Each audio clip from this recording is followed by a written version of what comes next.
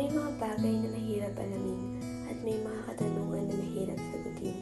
At ito din ang madalas nating naghihinging isipin. Una na dito ang tanong na, sino nga ba ako?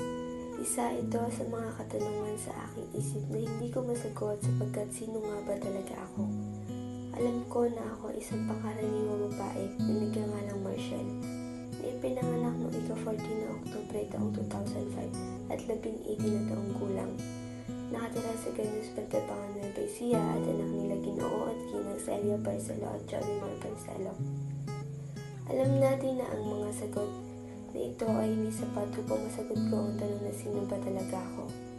Gayunpaman, alam ko sa sarili ko na ako ay isang mabuting tao na may pangarap sa buhay at gusto ng magandang kinabukasan.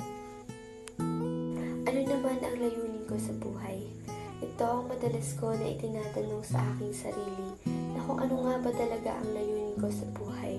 Sapagkat alam ko na ang bawat isa sa atin ay may layunin.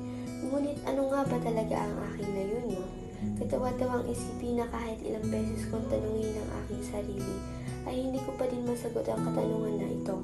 Gayunpaman ay sinusubukan ko pa din alamin kung ano nga ba talaga ang aking tunay na layunin.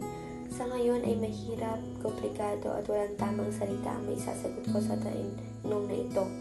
Pero alam ko na dadating ang tamang panahon at malalaman ko rin ang layunin ng buhay ko.